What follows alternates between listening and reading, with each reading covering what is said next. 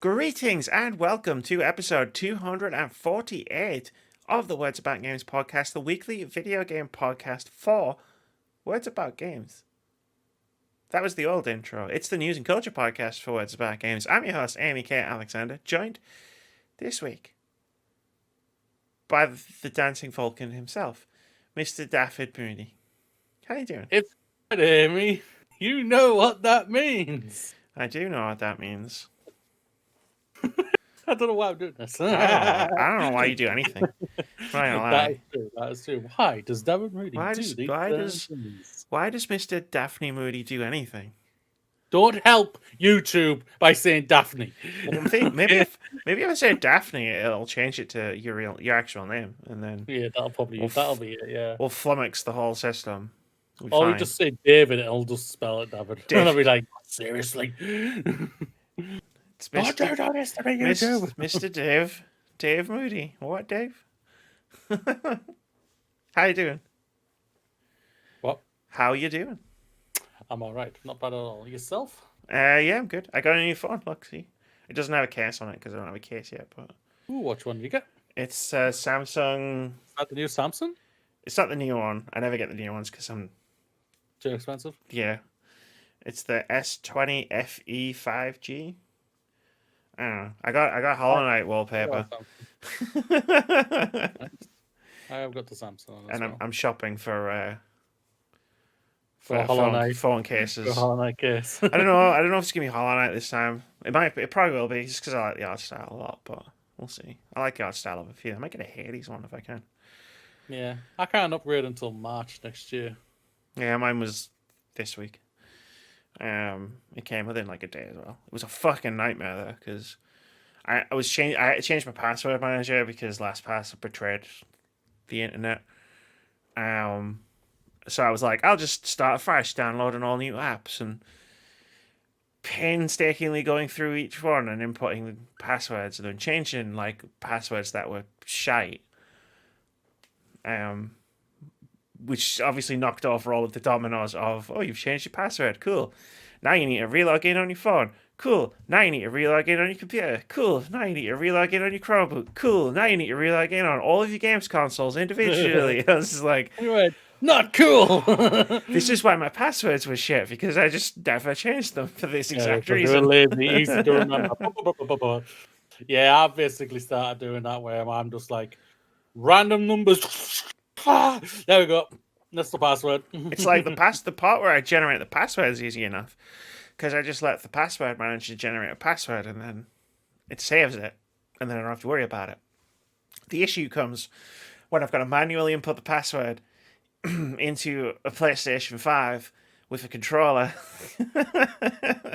It's just like, and I'm reading it off of the screen, and then I go on the Chromebook, and the Chromebook needs logged in, and oh, for fuck's sake. And then I try to log into Steam, and it's like, oh, you use your authentication code. And I'm like, my fucking authenticator is still on my old phone, so then I have to deal with that issue. And then I try to look up my notes. I try to look up my notes that I've got on my phone, and I was like, nope, all my notes are still on my old phone. It's the whole issue for you, Amy. Like, it's just been a nightmare. Like, the phone's really nice, and it's really fast. 5G is amazing. Like, in terms of like how quick things load. I'm still on that old class 4G thing, whatever that is. Well, 4G, how does the conspiracy theory go? 5G was designed by Bill Gates to control people's minds. Yeah. Which is probably why we're starting with an Xbox news story this week. I won't lie, yes, that is. But two, in fact. Yeah, two. But yeah, like, I'm sure Bill Gates is controlling my mind as we speak.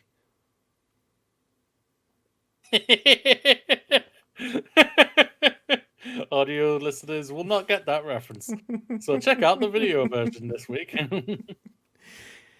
It was so. Just leave it. Oh, this isn't the Conspiracy Theorists podcast, more or less. This is the Words About Games podcast, and this week I didn't write down what we discuss in the headline, but we're discussing Game Pass, more Game Pass, PlayStation, giving away some free games, starting a new studio. Oh, and Activision laying people off. Great. And Activision Blizzard still proving they are dickheads. It was a slow week in terms of big news, but it wasn't a slow week in terms of quantity of news. And I like those weeks. I like those weeks where it's like you still get enough to talk about on the podcast, and most of the stuff you talk about isn't the worst. That is true. It's Most a good of it. mixture. It is a good mixture this week. I won't lie, they're not bad. They're not bad at all. I didn't have to employ the shit sandwich approach. Yeah, I can see that. You've mixed it up a bit. I can sprinkle it through. Yeah, you've sprinkled the shit just a few bits in. Just a few bits in, which is probably worse. Like, if we're doing this as a food metaphor, that's definitely worse, because it's touching all of the food. Like, Yeah. so I've sprinkled it into the whole thing. So, Yeah. I don't know, we need a different metaphor. The flies are getting everywhere. This whole thing. Oh, no. But Game Pass, Amy. What Xbox. We had a week with Xbox. One day, they were doing this like on a daily basis, where they were announcing new games. Xbox Game Pass adds Yakuza 6, Octopath Traveler, and more in March. This is from Michael McGuire over at Polygon. He wrote a bunch of stuff, but instead I'm just going to skip to the bullet pointed list and tell you what's coming to Game Pass. On March 16th, which happened 3 days ago, Undertale came that's pretty good. to cloud, console, and PC. Yeah, I might be making a video about it at some point in the next decade. I might be playing it for the first time ever. Who knows? That's good. I played it once. It's a very good game. Spoiler alert for my future video. On March 18th, which was yesterday, Empire of Sin came to cloud, console, and PC. Star Wars Squadrons came to console via EA Play. And Nier Automata, one of the greatest games ever made, came to PC. We've got a new story about that later on. Also, Torchlight 3 came to PC. On March 25th, there's a lot of games coming up. Genesis Noir comes to console and PC. Octopath Traveler, which blew my mind, comes to console and PC. Pillars of Eternity 2 Deadfire Ultimate Edition is coming to PC. Supraland is coming to PC. And Yakuza 6 The Song of Life is coming to cloud, console, and PC. Then on March 30th, Narita Boy comes to cloud, console, and PC. And then on April 1st, Outriders launches on Xbox Game Pass on cloud and console. Wow.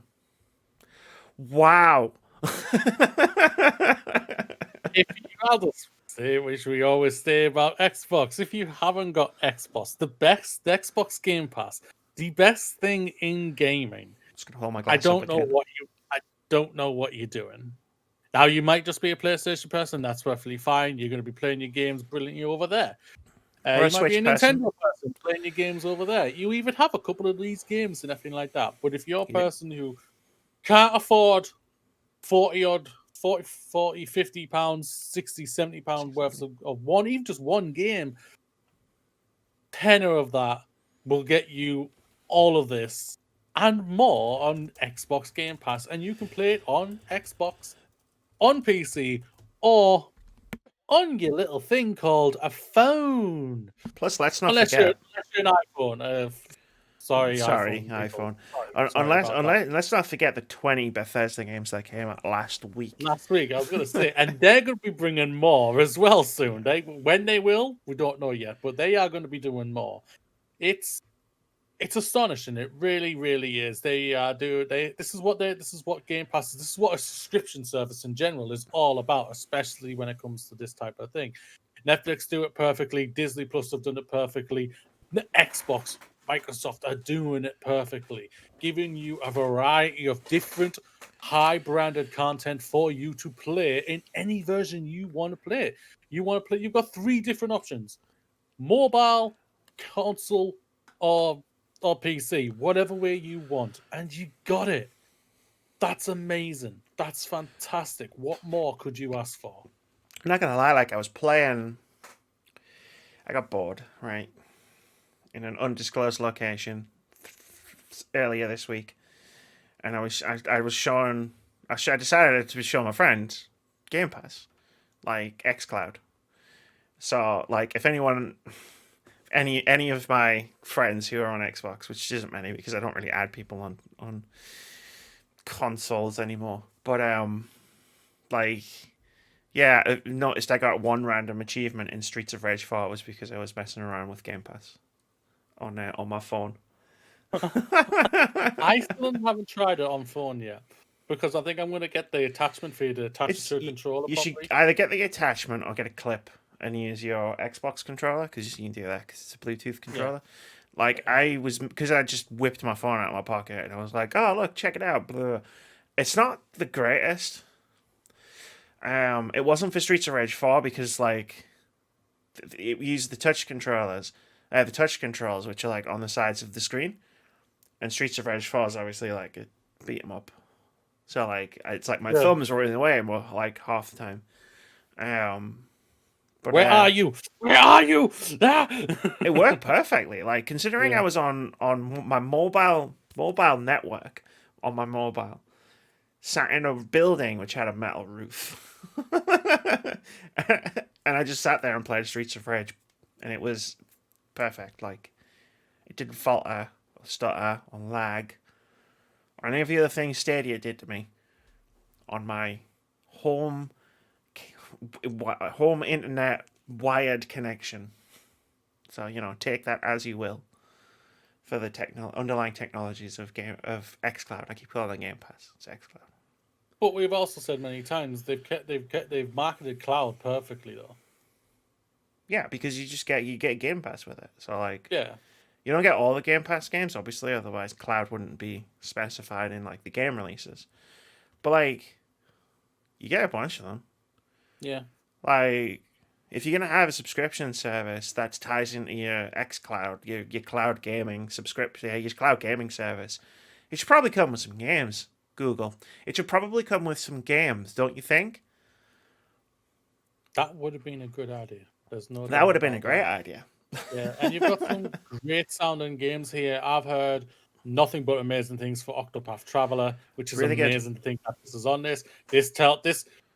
We already knew Phil Spencer, like he said many times, I want to get Japanese games on the Xbox console, and he went out and got the Yakuza's on there, and now you've got even more on there, and now he's got Final Fantasies on there. He's got the Octopath Travel on there. This tells me we're probably not going to be far from getting.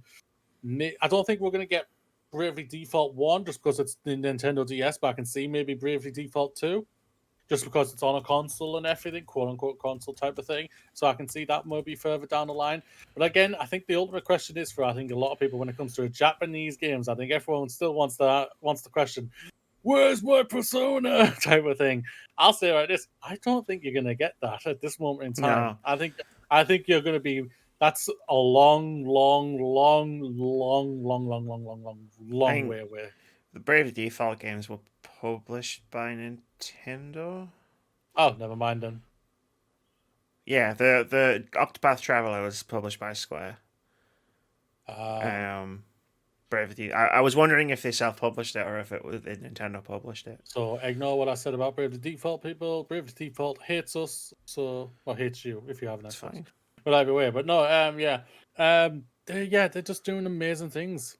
Like I didn't like the game, didn't click for me whatsoever. But Star Wars Squadron's there now, thanks to EA Play and everything.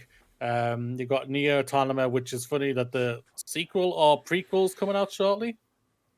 It's not a prequel, it's a remake of the first game. So there was Nier, which came out like 2010, and then there's Nier Automata. Okay. Nier Automata is technically a sequel. Yeah, okay. So yeah, you got Pillars of Eternity on there. You got so many unique type of games, and you got arguably one of the hyped games out there right now. What's coming out in Outriders? So you got Outriders. It's Gucci. Gucci on Game Pass. We checked it out. I checked it out on the weekly review. Just gone. The demo. Yes, you did. Yes, you did, Amy. Go listen to the words that I said about that. She had some words, ladies and gentlemen. I did. But yeah, there's some great games on here. If I played games casually, Mooney, I'd been set for a long ass time. Like even just trying to get through the Yakuza series. But like with like Octopath Traveler, I'd pick that up and play it. Undertale, I would pick that up. Nier Automata's already on the console, so I probably would have already played it. But yeah, like Pillars of Eternity 2. I mean, that makes sense. It's an Obsidian developed game. Damn. Correct if I'm wrong, but Octopath Traveler isn't on PlayStation, is it? I don't think so. I'm pretty sure that was just on Nintendo. No, it came to Switch and then it came to Steam. It's on Stadia. But no, it's not on PlayStation. Well, that was a surprise. Like, Undertale, we knew Undertale was coming to Xbox. It was a surprise that when they said, hey, it's going to be available, like, tomorrow in Game Pass. And it was like, whoa, shit. And then, like, the next day they were like, an Octopath Traveler is coming to Xbox. And that was a complete surprise because we didn't even know Octopath Traveler was coming to Xbox. Yeah. And they were like, and it's going to be in Game Pass. It's like, what? Yeah, the biggest surprise for me is that they've got it ahead of PlayStation. That's the biggest. They are, but along with, apart from Nintendo, the main JRPG console. Oh, they're a main JRPG console for sure. Yeah, so that's what was. Octopath Traveler was a highly praised and highly reviewed, critically acclaimed game that sold very well. I heard. I didn't give it enough time. I might make. You know what I might do? I might make some alternate Twitter accounts. And just reply to my tweet asking for video recommendations and just add a couple like add-ons to add Octopath Travelers. But like, you should check out Octopath Traveler. And I'll be like, good choice, stranger from the internet. You I don't know at all. I don't know at all. I'll check out Octopath Traveler. Because I played a bunch of it, but I never really gave it. It was back in the days when I didn't give any games enough time. So like now that I'm thinking back on it, I'm like, I didn't really give it enough time. Yeah. To really like let it sink in, like Bravely Default 2, which I was like, it's 4 chapters long. I'm going to finish it this week, and then it turns out it's 5 chapters long. Did you not finish it? That 4th chapter is brutal. The good way. Yeah, both. Yeah. It's brutally difficult.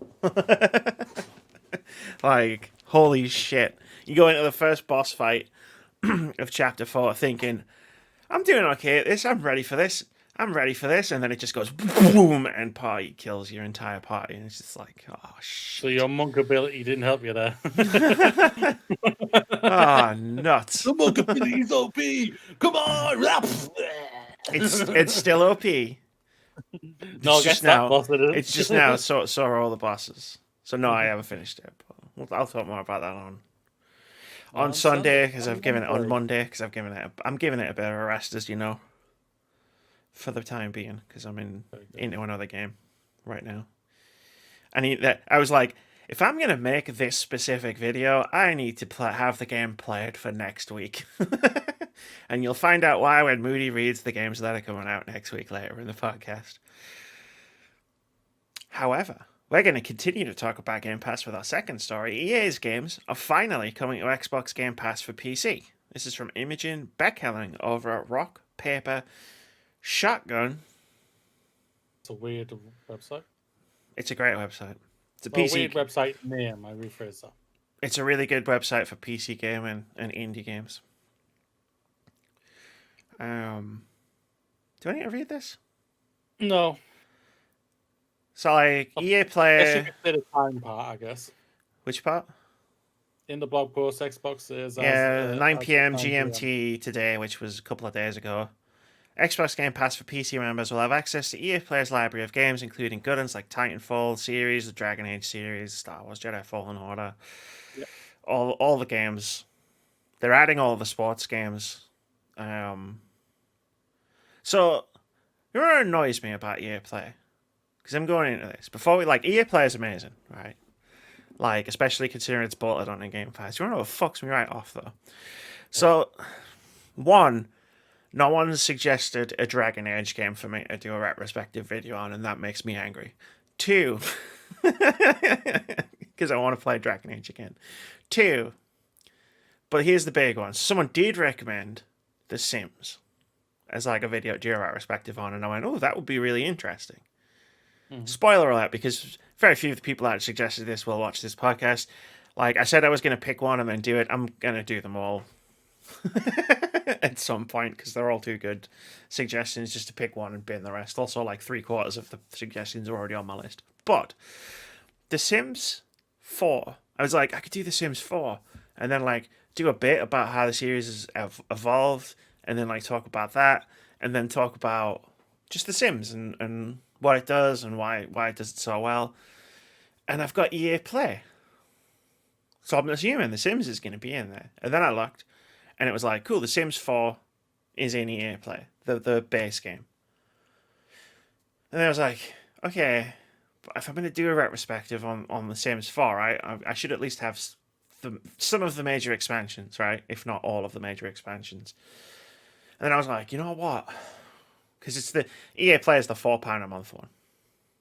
And then there's EA Origin Access Premier, which is it's the main one. It's the Game Pass equivalent of EA, where you get all the games. Like, you know, It Takes Two will be in there day one on PC if you subscribe to this thing. And I was like, oh, I might have to subscribe to that for a month to play all of the expansions on top of The Sims 4. Yes.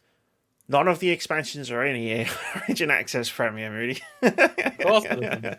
Nothing's in there. You get The Sims 4 Deluxe Edition, and that's it. And that's it. So just for fun, I went on Steam, and I did. Steam's got this really handy function where if you go to a game store page, and then it's got DLC, you can click on the DLC list, and it tells you just like how much everything is. Like, you can just add all the DLC to your basket if you want. If I wanted to do that retrospective with properly, right? That video, because I already own The Sims 4, that video would cost me £750. Like, you know what? A £15 EA Origin Access Premier subscription for a month is fine, right? That's fine. I make a video, that's fine. 750 quid, that's a bit expensive. Even if I was being paid for this. Like, just a little bit. So yeah, like, come on, man. At least put a couple of expansions in the fucking thing. Come on. Game's been out for like 7 years at this point. So you just give a reason why not to. Yeah, but I'm just not going to do it. Now I'm going to go back to my friend who suggested The Sims and say, look, this isn't really possible. Financially possible for me at this moment in time. Can you give me another suggestion? Whereas they could have all loaned me £750. Like they missed a trick there because I would have subscribed to it. But here's the thing. You know what would have happened, Moody? Sorry, I'm going to scratch my foot. Let me just move my microphone. You know what would have happened, Moody? Like, I would have played it for the retrospective, got into it, and then kept playing it and kept needing to pay the subscription. True that. True. So they've lost money off of me on that one. But anyway, that tangent aside, EA Play is finally a part of Game Pass for PC, which just makes Game Pass for PC as valuable as Game Pass for console. I now have it on two things. You do, yeah, because I know you've already got it. Yeah, I had it on Steam, and I think, well, I'll cancel the Steam one and just let the EA thing go out and just keep it on. But keep it on Xbox Game Pass PC and everything like that from now often. But yeah, because it's still a separate thing, isn't it? So you still have to go into the EA thing too. So this is just another great reason why you want Game Pass and everything like that. As much as crap a lot of people and me and Amy included in that give EA crap, their games do sell incredibly well. You've got the sports titles are some of the biggest selling games of all time out there every year consistently. And you've got amazing franchises like Dragon Age, the Star Wars franchise, Star Wars Jedi Fallen Order is a good game. You got Dragon Age, you got the Mass Effects, you got Titanfall, I guess, ladies and gentlemen. But okay. But no, yeah, they got a ton of great games on there. Go and give it some love. Yes. Game Pass is good. Hang on. For no specific reason, Moody, how do you feel about reading the next news story while I do something really quickly? Well, the next news story. Yeah, the Sony giving away some games. All right. Okay. Okay, ladies and gentlemen, Sony is giving away Horizon Zero Dawn and a bundle of great indie games for free. This is from Taylor Lies from The Verge. As part of its Play at Home initiative, Sony has announced the next 10 games it is giving away completely free to PlayStation owners, including Horizon Zero Dawn and indie darlings such as Enter the Gungeon, The Witness, and The Witness. Incredibly, all of these games will be yours to own on your PlayStation 4 and PlayStation 5 with no PlayStation Plus subscriptions required. Horizon Zero Dawn will be free to own the beginning of April 19th at 8 p.m. Pacific and 11 p.m. Eastern, and through May 14th. The game is one of the few PlayStation 4 exclusives missing from the PlayStation Plus collection through that paid offer requiring both a PlayStation 5 and a PlayStation Plus subscription. Getting Horizon completely free now may be good timing for PlayStation owners too, as the highly anticipated sequel, Forbidden West, is slated to launch in PlayStation 4 and PlayStation 5 sometime this year. Before Horizon Zero Dawn promotions go live, there's a huge stack of other excellent games you can claim for free on PlayStation 4 and PlayStation 5 as well. Abzu, Enter the Gungeon, Res Infinite, Subnautica, The Witness, and The Witness. Additionally, Sony will offer 4 PS VR titles for free: Astro Bot Rescue Mission, Moss, Trumper, and Paper Beast. Sony plans to offer more titles for PlayStation 4 and PlayStation 5 owners to claim, with the initiative slated to conclude sometime in June. Currently, Sony is offering Ratchet and Clank free off charge until March 31st. I have to get my PlayStation back on just to get that game. This is an amazing opportunity. Amazing games out there. Horizon Zero Dawn was an amazing game when it came out, with a brand new Still icon is. for PlayStation. It still is to this day. I've been contemplating getting it on PC because I've been playing on PC. I'm mostly moving over the PC anyway. So I've Fair. been looking at it. Been looking on it on Epic and everything, because you get the whole parcel on Epic as well. So, but yeah, this is absolutely amazing. Yeah, you got. This is just. Is this a thing where you're thinking it's like, you're getting Game Pass? How about we just give you games Yes. for free? Yeah, Yeah. 100%. Like, they're giving you 10 games plus Ratchet, which is already on. And this is going to end in June, so there's more. There's more coming. Through spring. Like, this explains why Horizon Zero Dawn wasn't in the PS Plus collection. I feel like, like, because it wasn't, and I was like, that's a weird omission. Mm-hmm. And hey, it's not like this is deployed against Game Pass for sure, and it's amazing. I'm gonna preface what I'm about to say with it's amazing. They're giving you free games. You know what I mean? Like yours to keep. You don't need PS Plus. You literally just need to add them to your library. That's fantastic. Here's why Game Pass is better. Oh shit! That 5G's gotten into my brain. Hold on, let me take a sip of my PlayStation juice. Here's why Game Pass is better. Because, like, all of these games are going to disappear forever at the allotted time. So, like, if you miss out on this for whatever reason, you've missed out on it. And that's it. Like, I was idly scrolling through the list of, like, PS Plus games that have come out since PS4 came out. And obviously, I wasn't a PS Plus subscriber for vast quantities of the previous generation. And it does suck sort of looking through going, man, like PS Plus subscribers got all these games and I'm going to have to buy them if I want them. Or wait for PlayStation to give them away as part of the Play at Home initiative, I guess. But it's still amazing. Like that they're giving away all these games. They're great games. Go and pick them up. And that's fantastic. I've already claimed Ratchet. I'll definitely be claiming Horizon because, like you said, I was sort of like toying with the idea of should I just buy it? Like, because I know I'm gonna play it again at some point. Should I just buy the complete edition? It's $15.99. Like on PlayStation, it's a PlayStation hits game. Now I don't have to. I just have to wait and be like, yoink, it's mine. It's free.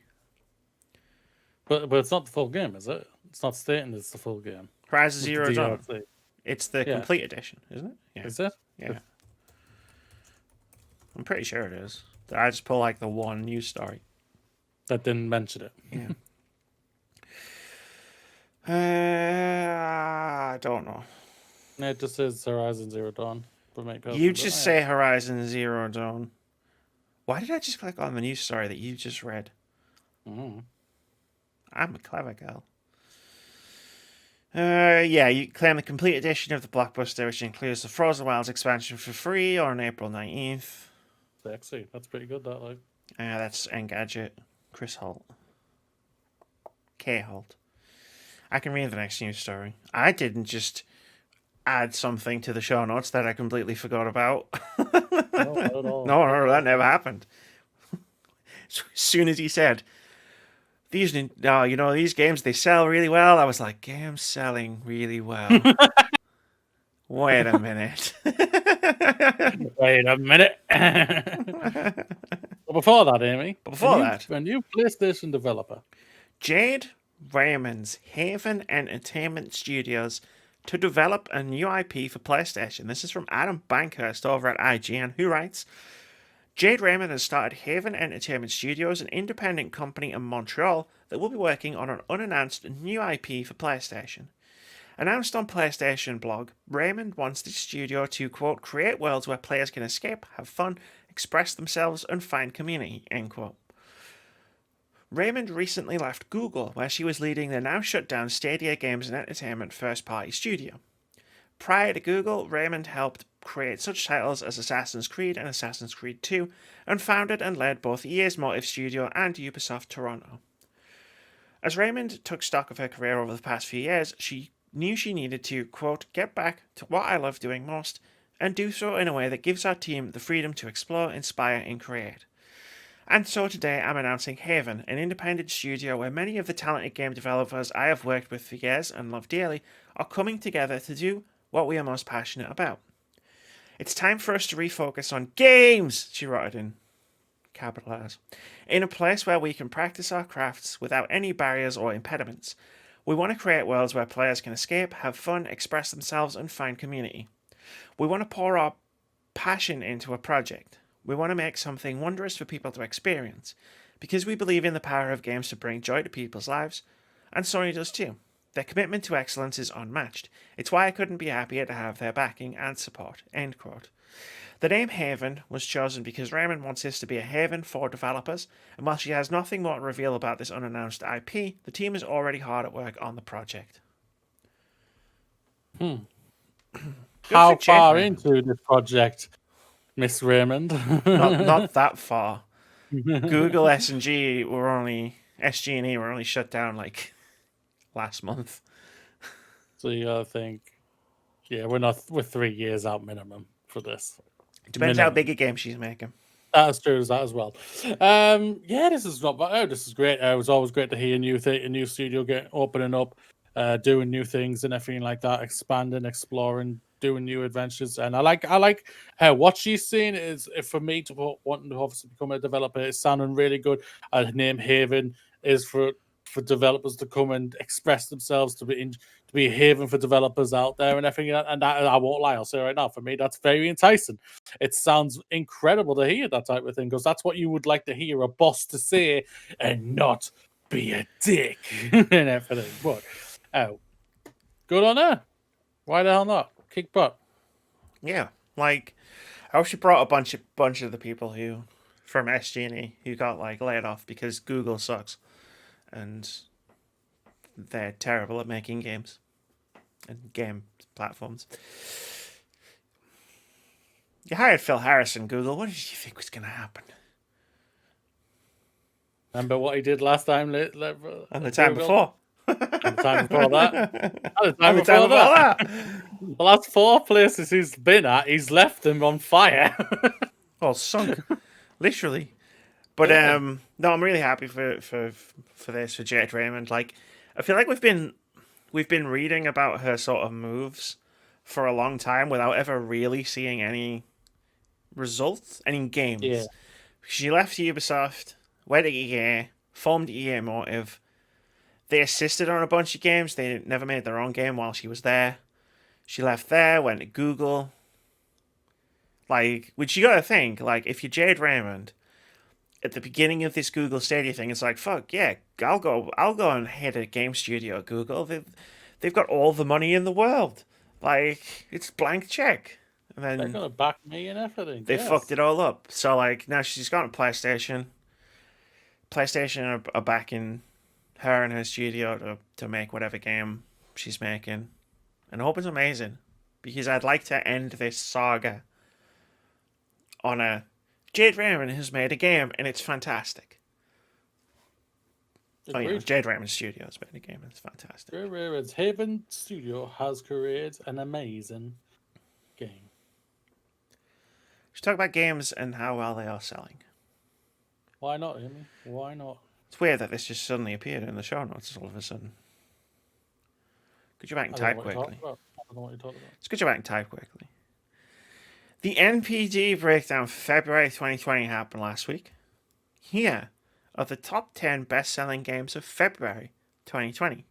Number 1, Super Mario World 3D. Super Mario 3D World. Don't know why I held two fingers up. Super Mario 3D World plus Bowser's Fury. Number 2, Call of Duty Black Ops Cold War. Number 3, Persona 5 Strikers. Number 4, Spider-Man Miles Morales. Number 5, Madden NFL 21. Number 6, Little Nightmares 2. Number 7, Assassin's Creed Valhalla. Number 8, Mario Kart 8 Deluxe. Number 9, Animal Crossing New Horizons. Number 10, Call of Duty Modern Warfare. Amy got a Twitter for the rest of this. Oh, wait, I wasn't supposed to read that far. 4 games and Nintendo exclusives. Yep. Not a single one of these games is an Xbox exclusive. What Xbox exclusives? That is true. I think we did. Did we do this when we did the yearly breakdown? I'm sure you said that, and I said the exact same thing about all the games come out last year. You were like, none of these are Xbox exclusives. And I was like, did Xbox have any exclusives? No, but it is funny when you just think you've got at least one PlayStation exclusive in there, and the rest are cross-platform, multi-platform, or just on Nintendo. Which is, Nintendo again just showing themselves alone that they throw out quality games at a high end where you will be constantly playing them all the time, especially bloody Animal Crossing is still in the top 10. Of course. Deluxe has come back into the top 10. Deluxe ain't going to drop out until we see Mario Kart 9 or whatever the next Mario Kart is, whenever that is actually coming and everything. It's bonkers. It's insane. But congratulations to all of our big shout out to Little Nightmares too. Like I've said at the end for me, I thought was an amazing end, and I thought it was very, very good. I had a lot of fun with it. It really notched it up for me. That ended. Yes, the combat part of that game did not need to be in it at all because it sucked it out of it. But it's still a great game. And the rest are just games you kind of know they were always going to be still in there. The Call of Duties. The Madden Persona game. 5 Strikers. Especially as a different game for Persona. Get it. They're doing a job and everything like that. Miles Morales still standing strong there. Yeah, it's a PS5 thing. Assassin's Creed there and everything. So yeah, games like two Call of Duty games in there. It's fine because Modern Warfare's got the bleed through of Warzone. We've talked about that before. Like the thing about like Mario Kart 8 and Spider-Man Miles Morales is that's the effect of people either buying Switches because people are still buying Switches like they're hotcakes, or like people finally being able to buy a PS5 and like these are the games that are generally bundled. Yeah, like those are the what I like if someone broke down like what games people are buying with their consoles, it wouldn't shock me to know. Like if Miles Morales was the number 1 PS5 bundle game and Mario Kart 8 was the number 1 Switch bundle game. Like, well, it's whatever. I mean, that's why we what was it? Wii Sports is one of the greatest selling games of all time. Oh yeah, Because every single console came with it. Yeah, we all know reasons why these are all the top games right now and everything. Mario, though. I'll say this: I'm surprised GTA is not in there for some weird reason. Nah, GTA is done, I think, now. Like, it might pop up. No offense to you, but I'm pretty sure you said that once I've last never year. said that before. I said it was done. I said it was done in the yearly top 10, and I was right. It'll pop up every now and again, but it's not going to be the thing where it was like GTA 5 was constantly in the top 10 every But isn't month. isn't GTA 5 got to be re-released on PlayStation 5 and the Xbox? I don't think so. It's gonna get a boost. It's gonna get a boost in a minute. Well, it might get a boost, but you got to remember GTA 5. You can also upgrade for free. You think that's gonna stop people from buying it again? Yeah, because when they try to when they literally go into the store to try and buy it, it'll be like, you already own it. Download the upgrade. It's free. Like, that's what literally happens. I've done it myself. Not with GTA 5, but with other games. So ladies and gentlemen, Amy's employed by a company who allow her to just say, no, we don't want your money. Go and get it for free. Well, yeah, that's how these free upgrades work, Mooney. The clue's in the name. I thought you didn't know that. Free. That's what I'm literally just thinking of as a businessman there. They're free upgrades. I want their money. No, and he'll get it. No, you're See, on it. You're not thinking as a business. You see, you're not thinking properly as a businessman. Yeah, sure, we could charge. Let's say we own Take-Two Interactive. You're right. I'm not, because of the next story coming up. Yeah, if we would Take-Two Interactive, yeah, sure, we could charge people 20 quid to upgrade GTA 5 to the PS5 version, but GTA Online, where people spend billions upon billions of dollars, we just need to keep them hooked into that ecosystem. So if we give them the start for free, they'll give us more money in the long run. Because microtransactions are inherently designed to be psychologically appealing to people. That's how they get you. Anyway, speaking of predatory monetization, Activision Blizzard is in the headlines. Activision Blizzard lays off 50. It's from Brandon Sinclair over at GamesIndustry.biz, who writes, Activision Blizzard laid off around 50 people today, as reported by Bloomberg and Sports Business Journal. The cuts are said to be coming primarily from the publishers, live events, and esports businesses. Quote, players are increasingly choosing to connect with our games digitally, an Activision Blizzard representative told GamesIndustry.biz. Everything we do is through the lens of our players, and over the past year we have been exploring how we might best serve their needs. Will be a first. The esports team, much like traditional sports, entertainment, and broadcasting industries, has had to adapt its business due to the impact of the pandemic has had on live events.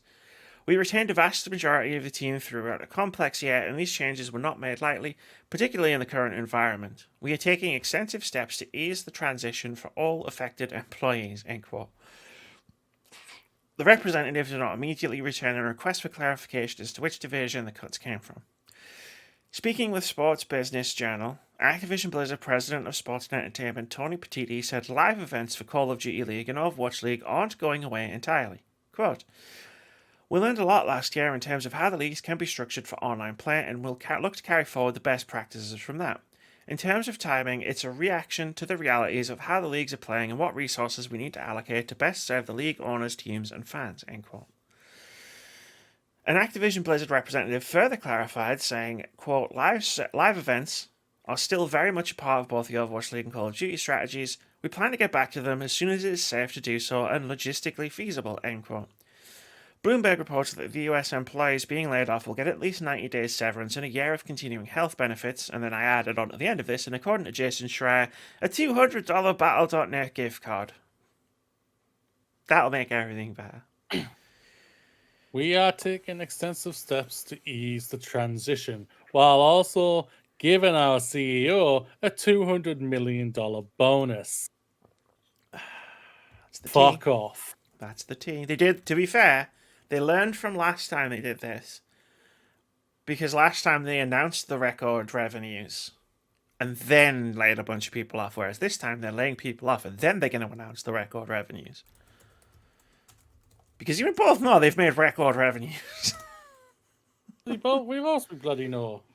every company basically, mostly all the big companies in bloody video games have had upped profit. We all know they have, for God's sake. Yeah, like we've literally read a news story every month since fucking April saying that spending on games is up 30%.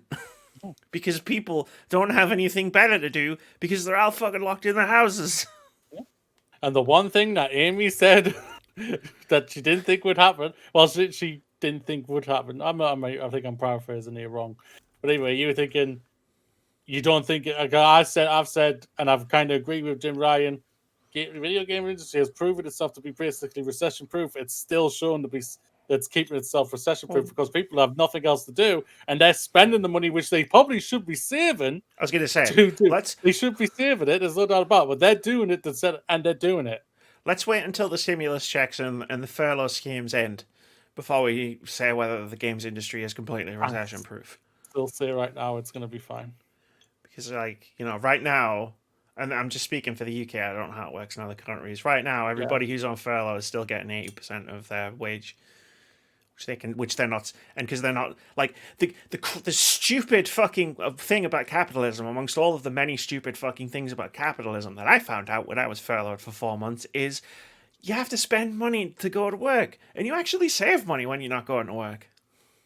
Go fucking figure. Like, it's cheaper to not go to work if you're getting paid, like, than to go to work. It's fucking nuts. Capitalism's stupid. Activision Blizzard reported in 2020, the calendar year 2020, so January 1st to December 31st, $8.1 billion in revenue, which was an increase 25% year over year. That's from Reuters, 8th of February 2021. Yep. And you're telling me you couldn't keep 50 people employed? Nope.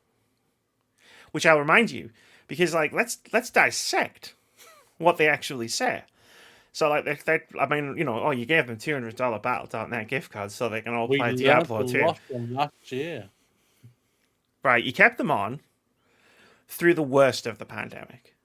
Because let's be fair, people are now getting vaccinated around the world. The worst of the pandemic is over. The pandemic is still incredibly bad and incredibly serious, and I'm not trying to say that it is not. Like, at this point, and they even say that they are, at this point, Activision Blizzard should be looking forward to the future, to the next 12 months from now, when hopefully, for them, the Overwatch League can go back to being live events. Mm-hmm. They even say that's what they're going to do. Call of Duty, live events for Call of Duty League and Overwatch League aren't going away entirely. Why sack the people then? Why sack the people then? So they need them. Because Bobby Kotick needs another $200 million. Exactly. Go fuck yourselves, Activision Blizzard. Yep. Yeah, it's Activision, is what the hell? Activision Blizzard. Yes, we gotta keep forget. Yeah, I agree. I agree with you there. That's my fault on there. Activision Blizzard. They are all one company. They are not separate, ladies and gentlemen. You may think they are, but they are not. And it sucks. It's crap. It's terrible. I hope these 50 plus people land on their feet as fast as possible. And I think what I've said on multiple occasions, what I've seen, the games industry is developers are very helpful to help in any way. If they see someone being laid off, anything like that, I see studios or anything like that throwing out their Twitters and say, yo, we have jobs opening. What are your skills? Let us know. See if we can help you type of mentality. And they do that, and they do a great job in doing that. It's just it's Activision Blizzard, ladies and gentlemen. I don't know what else to say. Let's talk about Square. Also say this. We know they're going to do this next year. Oh yeah, definitely. And they'll make even more money. Even before the end of the year. Because I'm pretty sure didn't they sack a bunch of people at the end of last year before this? I don't know. Pick a day of the year, Activision Blizzard probably sacked someone. That's true. Because they're genuinely the worst, and Bobby Kotick is the devil. Let's talk about Square Enix. Who had a Square Enix Presents. I didn't delete the placeholder, so the headline for this is literally Square Enix Presents placeholder. I'm on fire today. Square Enix Presents, they had a thing. It was like a direct, only not a direct. about 40 minutes long. It's about 40 minutes long. It was alright. I thought it flowed really well. I went in with I'll the say correct that. expectations. That's all I'm going to say. The thing is, they told you basically everything that was going to be on it. Yes, they maybe hinted at maybe a couple of new surprises, something like that, but they basically told you what were the big things. Look, Moody, all right. If you go down to 1, 2, 3, 4, 5, 6, the 7th bullet point, I'm just really salty about that bullet point. We'll get there. We'll get there. Now, don't worry, we'll get to it. Let's talk about the really cool thing first. Life is Strange True Colors, due in September. They've finally done it. It's not episodic.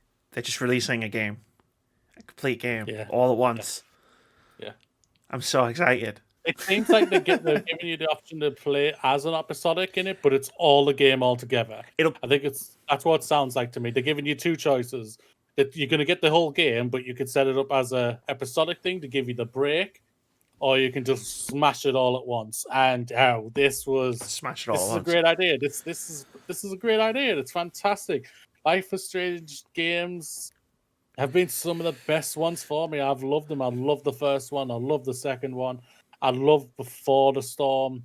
Such great characters. So much emotion and feeling you got from it.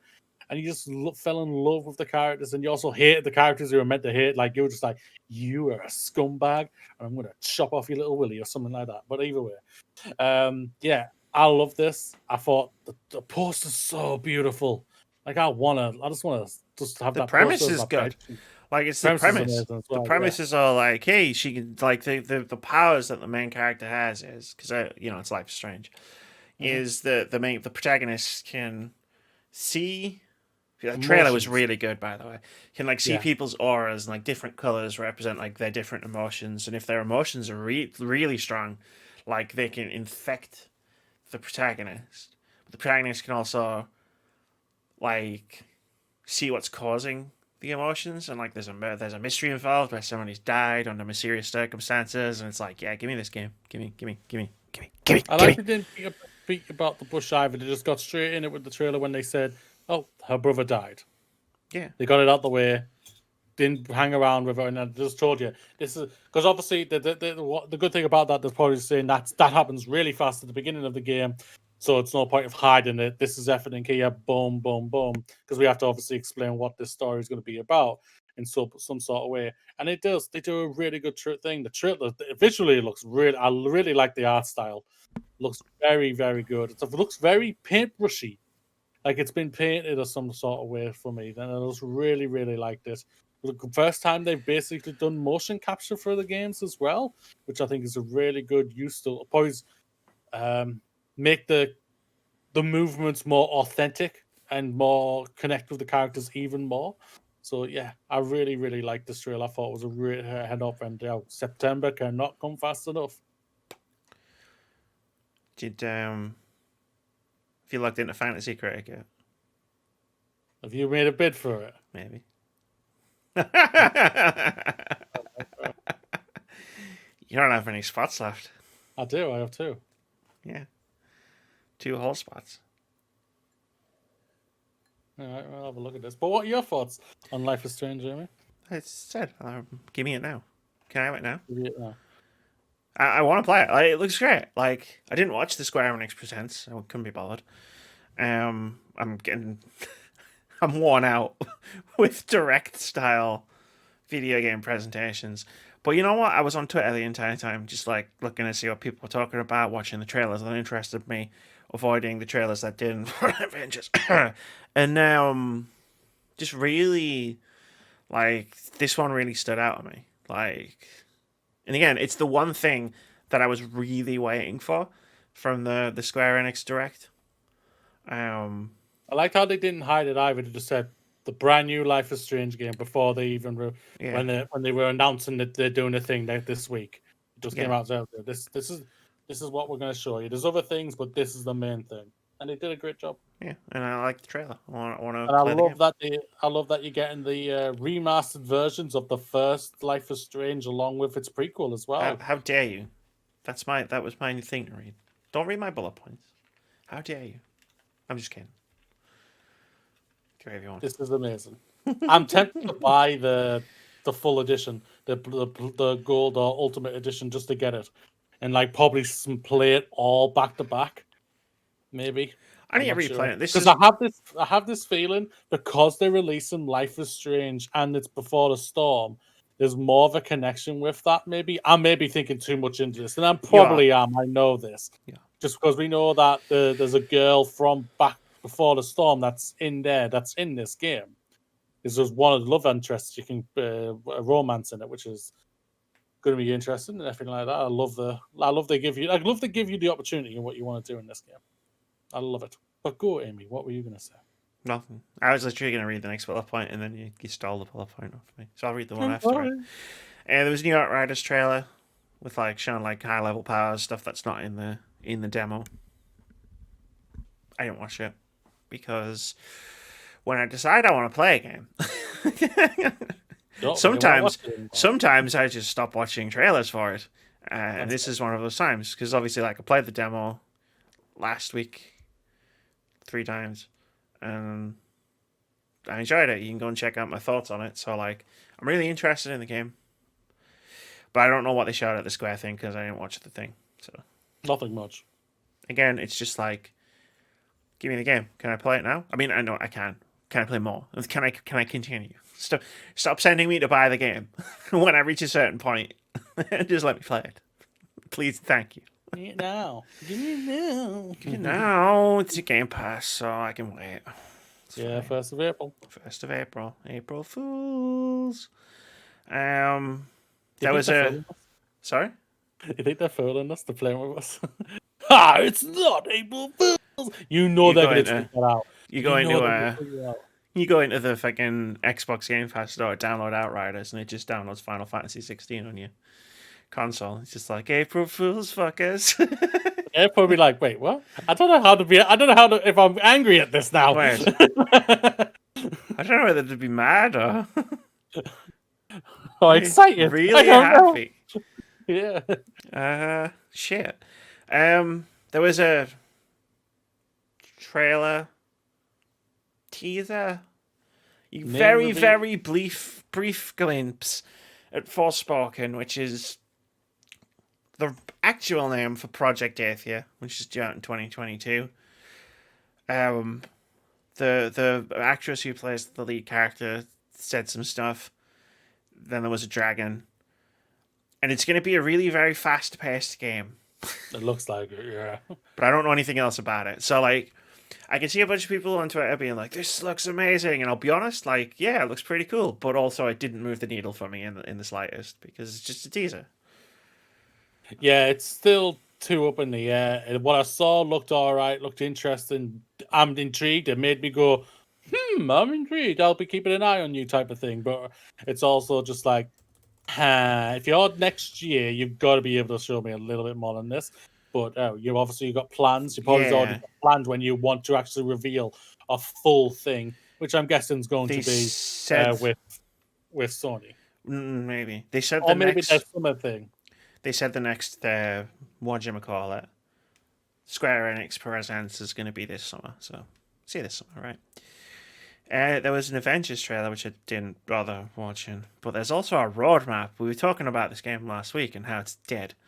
And it's not coming back from the dead. And they released a roadmap for it. What I found funny was, because we talked about this game extensively, because they're bringing out the next-gen version, but they're also changing it to make it worse to play. And making the grind even longer and even more grindy. Which is going to kill the game even more than it's already been killed. And then they were like, I saw the marketing tweet because it was promoted into my Twitter timeline, and it was like, there's never been a better time to play Avengers. And I was like, yeah, there was 6 months ago. Like, literally. But there's a roadmap. So the next gen consoles are a thing. I can't remember when I think they're out now. I think it's coming out this week, isn't it? Yeah, I think it's either they're out now or it's out tomorrow, which is today in terms of when the podcast releases. Free upgrade to next gen. You can replay the campaign now. There's a Operation Hawkeye featuring Perfect. It's all the stuff you already knew. In spring 2021, there's something called Tachyon Anomaly, which I think is gonna let you just play any combination of heroes. So you could play like four Iron Mans if you wanted to, Yeah. or whatever, because that's in the picture. And the Red Room Takeover, which is there's like new themed room content coming, which that's the place you go to fight the enemies in the challenge room. That's like the challenge room. It's like the place where you do the training, and then there's like challenges you can do to like unlock some stuff. And what strikes me about that is neither of those things are story content. Summer and Beyond, Cosmic Cube. You get the new Scientist Supreme villain sector, which means you're finally going to get a new villain sector, because there's only 2 in the game at the moment. And you confront the unchecked power of the Cosmic Cube. And then Wasteland Patrol, there's going to be some new patrol missions in the Wasteland region.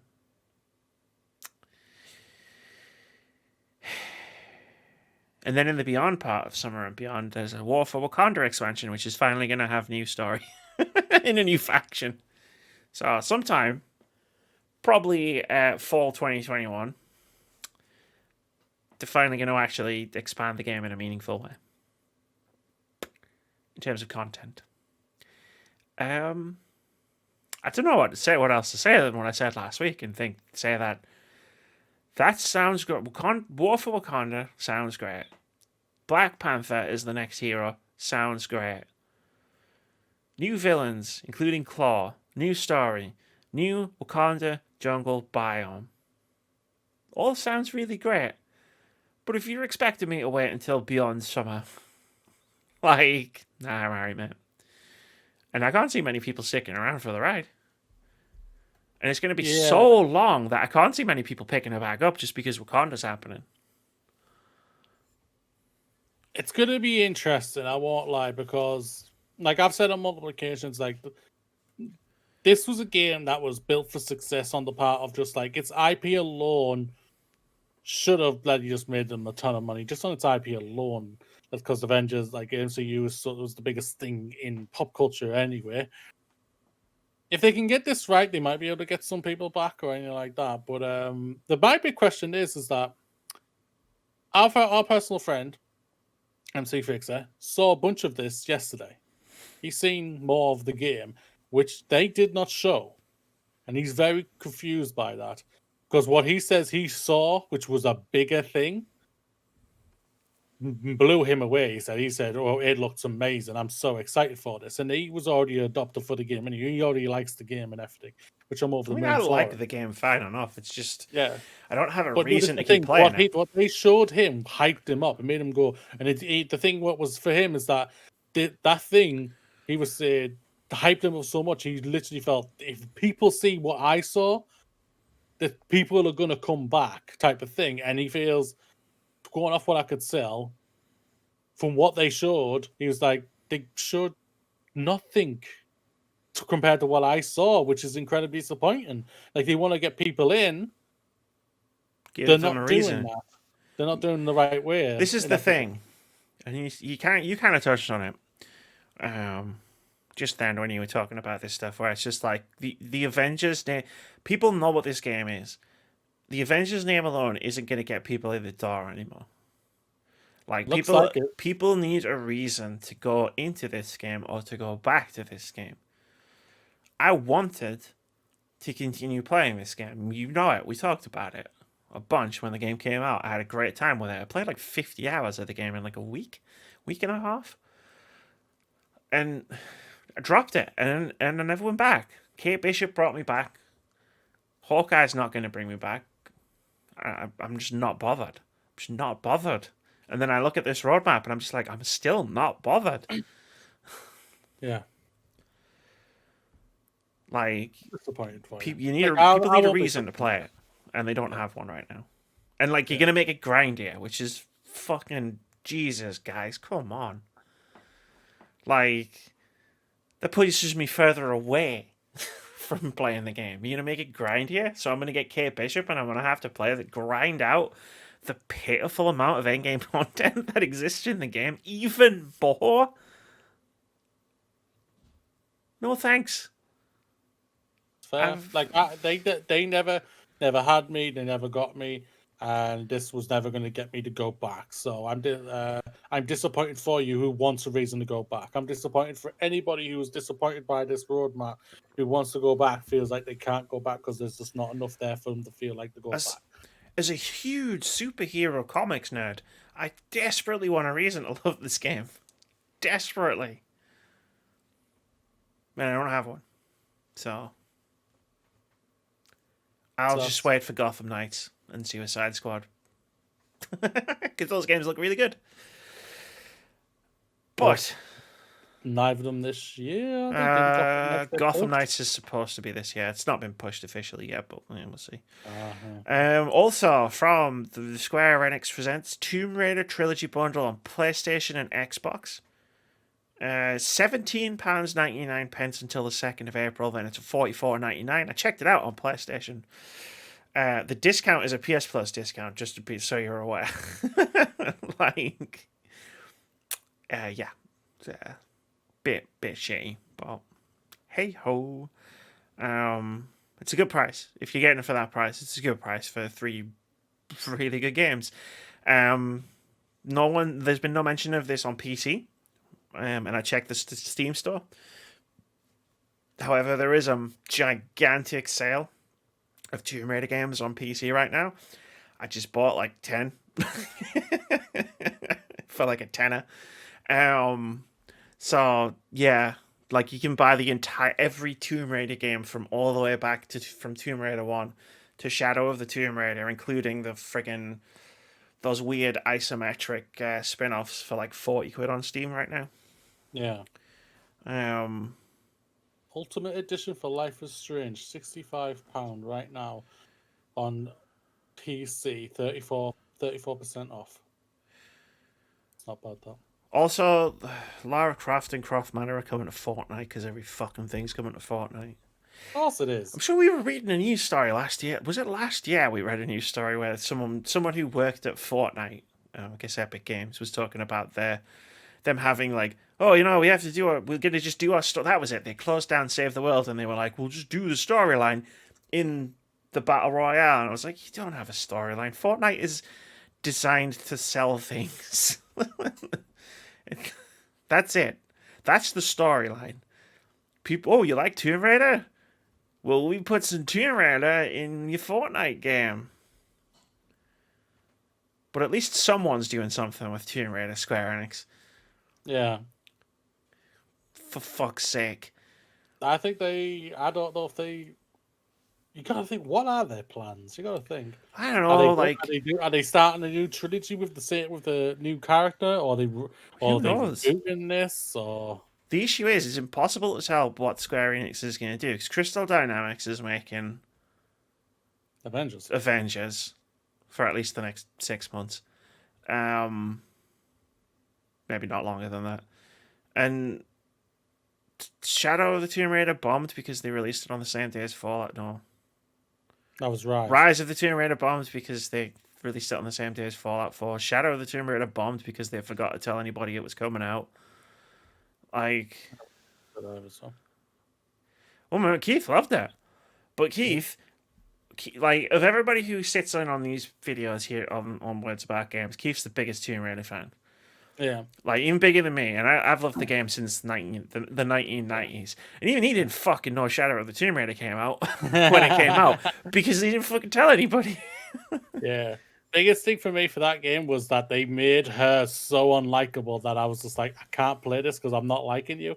I loved her in the first one. I loved her in Rise. Rise of the first was one of the amazing games.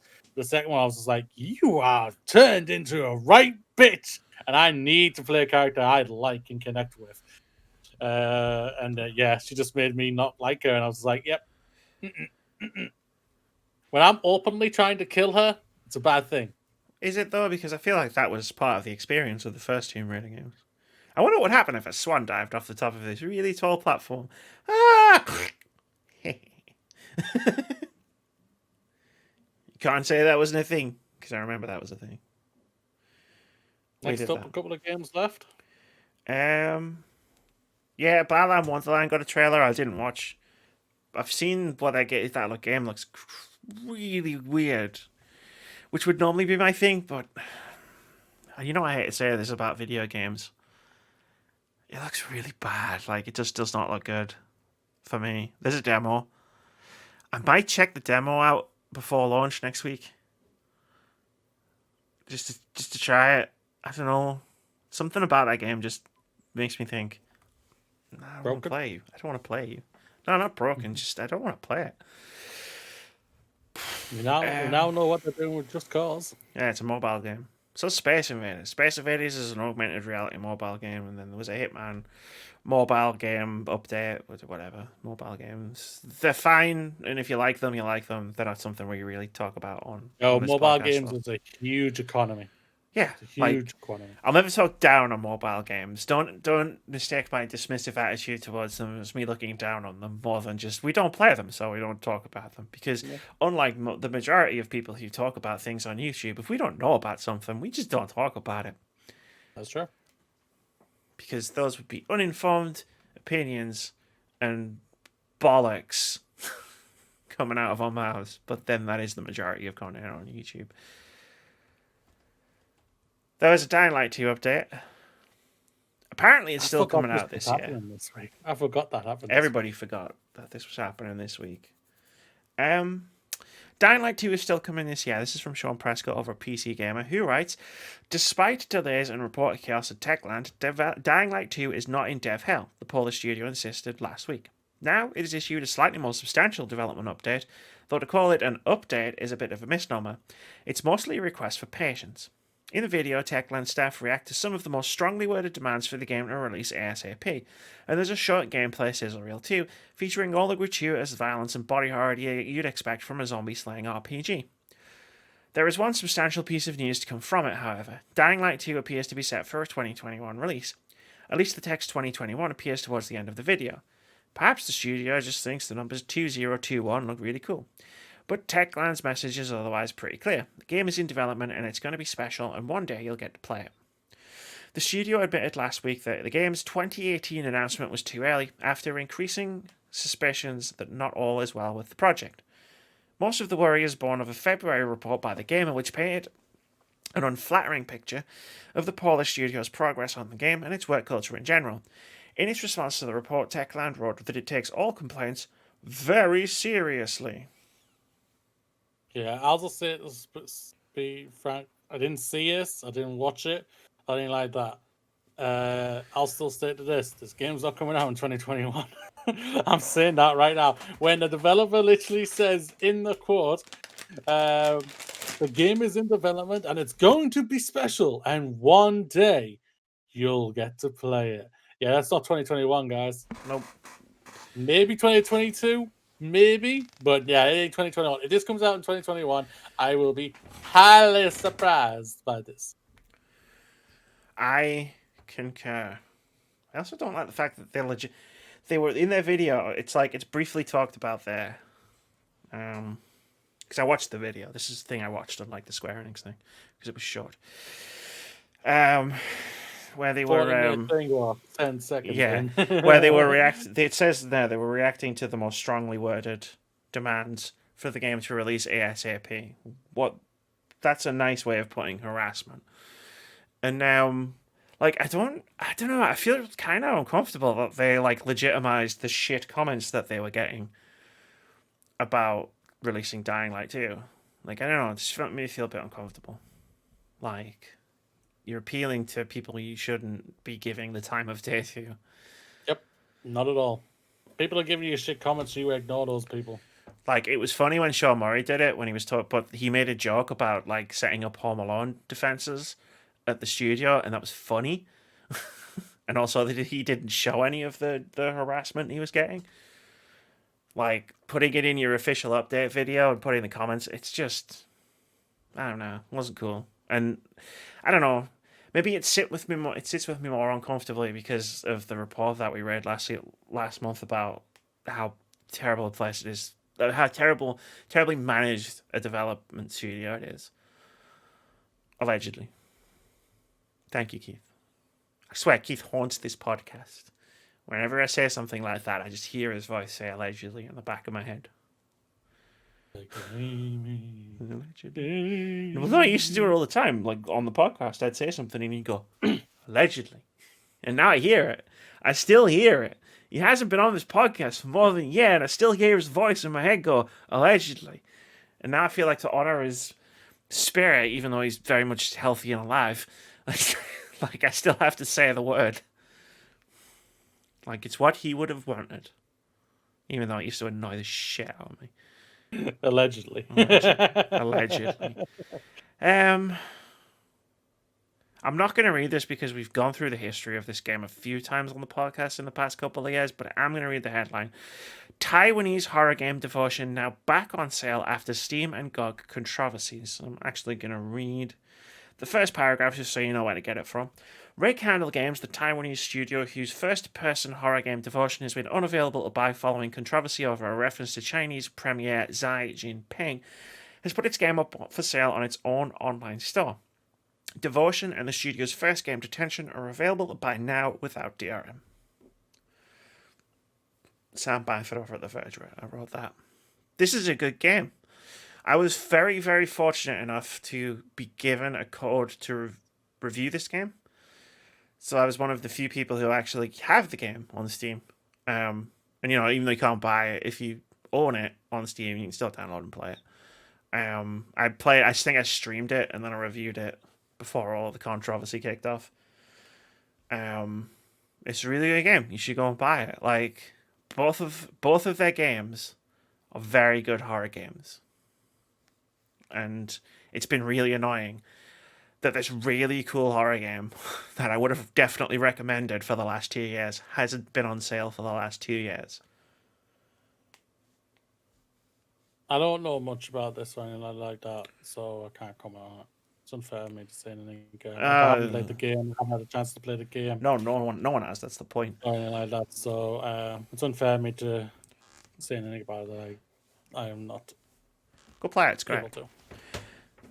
Someone put a fucking Winnie the Pooh reference into Devotion aimed at the Chinese, I don't know, premier. I've read the thing. And because the Chinese premier was very touchy about being compared to Winnie the Pooh, even though he does look like Winnie the Pooh, the game ended up coming down off of everywhere. You can buy it. And then we did the thing. I think it was either the first news story back or the last news story last year, where it was going to go on GOG, and then GOG backed out at the last second. That's what I think it was, yeah. Because I think it was the last one, because obviously GOG are owned by CD Projekt. Yeah, Red. we were. Yeah, it was the CD Projekt Red month. I'm pretty sure it was the final month before 2021. So, but it's back and it's good. Buy it. That's what I've got to say. It's really good. Now, if I make a video about it, I won't feel a bit dumb because other people can buy it now. If I say it's good, people could go, oh, cool, I'll buy it. Whereas before, I would have said, it's really good. And you would have been like, well, how can I play it, Amy? And I would have been like, go back in time.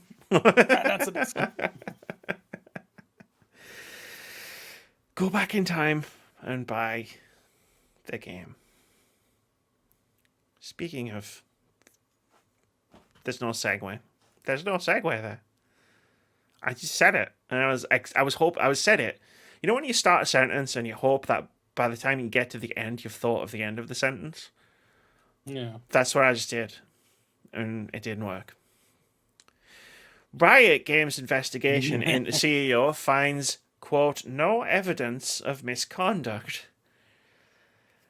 This is from Emma Kent over at Eurogamer, who writes, Riot Games has announced that following an investigation into allegations of misconduct by CEO Nicolo Laurent, no evidence to support the claims has been found, and Laurent will not face sanctions.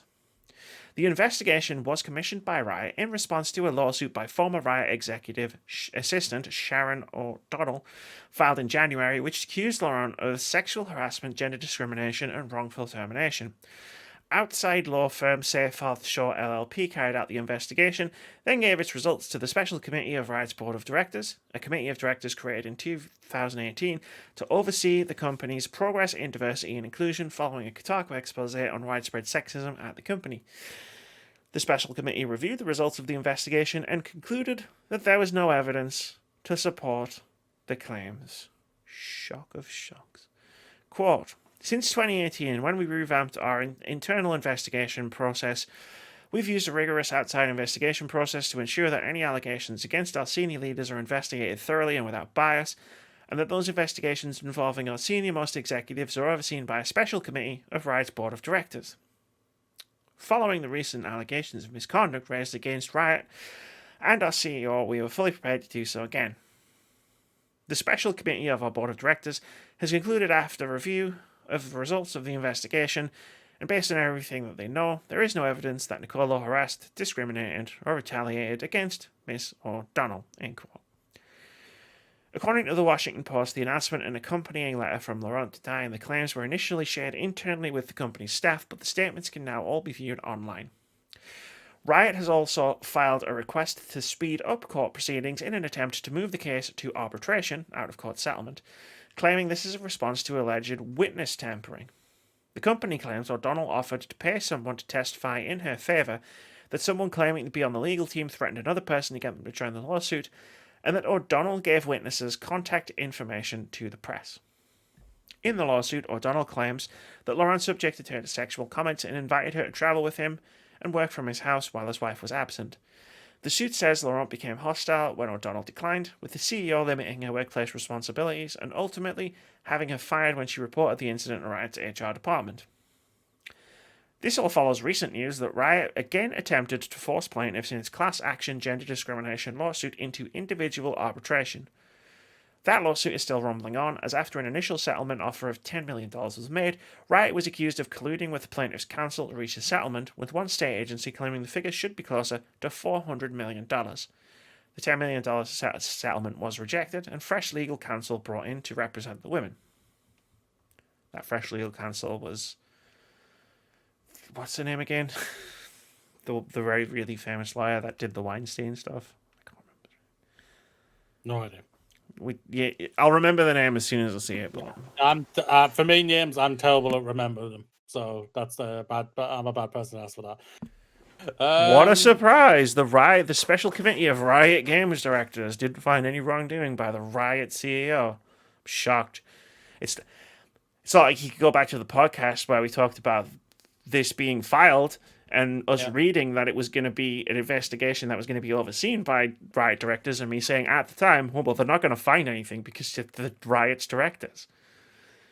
We have looked at the evidence and we have concluded that we have done nothing wrong.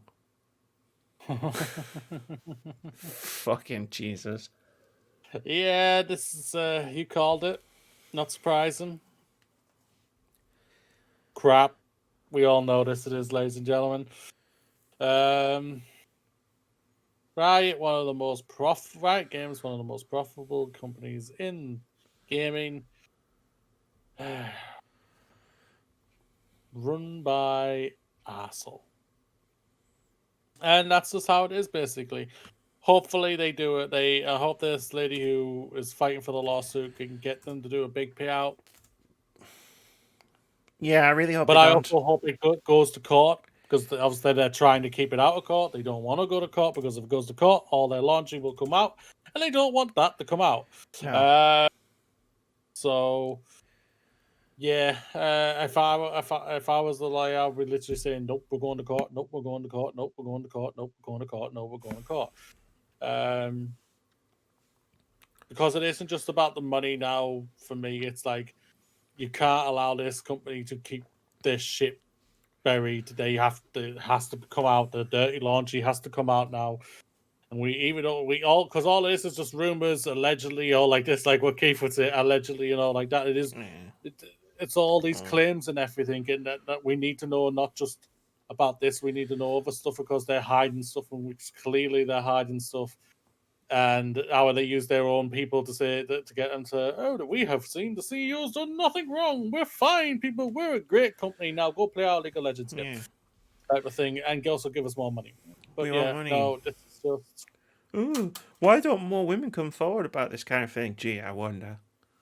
That's the thing about it. Yeah, that's the thing about it. It is, it's crap. It's disgusting, and hopefully they do get toppled, quote unquote, kinda type of thing. Bring the whole fucking thing crashing down around them. It's not like they can't afford $400 million. It's like change they found buying the fucking sofa. That's true. Like, That's true. the difference between those two numbers is staggering. Like a state agency was like, you should give them 400 million, and they were like, well, here's 10. Like, this is one of the richest game companies in the world, and I know it because we looked it up. Because when this came up last year, we fucking looked up the entire fucking list. Yep.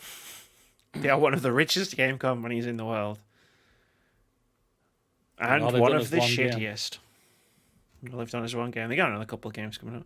Was Valorant not a Riot thing? I think it might be published by them, so because it was right. Yeah, it is. Valorant's the first-person shooter. Riot Games, League of Legends spin-off. There are other League of Legends spin-offs coming out. Let's move on. Fuck Riot Games. PlayStation VR 2 new controllers revealed. This is from Jordan Allman over at IGN, who writes, Sony has provided a first look at the new controllers for PlayStation VR 2, which will combine finger tracking with the PS5's haptic feedback and adaptive triggers to provide, quote, a much deeper sense of presence and stronger feeling of immersion in VR experiences, end quote.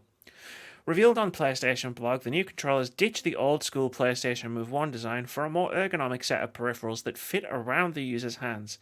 The new controllers are orb-shaped and allow for a more natural fit without constraining the player's fingers. As for the new features available, the peripherals will adopt a lot of the best features from the PS5 DualSense, including adaptive triggers and haptic feedback to bolster immersion and add tension to inputs. Finger touch detection will also be implemented in a similar manner to Valve's knuckle controllers. Essentially, the controller will be able to detect your fingers without the need to press buttons. Sony says this will allow for more natural gestures during gameplay. I can only think, the first gesture I thought of was, Hey, Moody! The controllers also feature a tracking ring at their base and will be tracked by the PlayStation VR 2 headset instead of the PlayStation camera. Each side features an analog stick, a grip button, a trigger button, and 2 button inputs. The left controller also has a create button, whereas the right controller will feature the options button. Sony says that prototypes of these new controllers will be in the hands of the development community soon, adding that there's still so much to share about the next generation of VR on PS5. I wish I had some party poppers or something.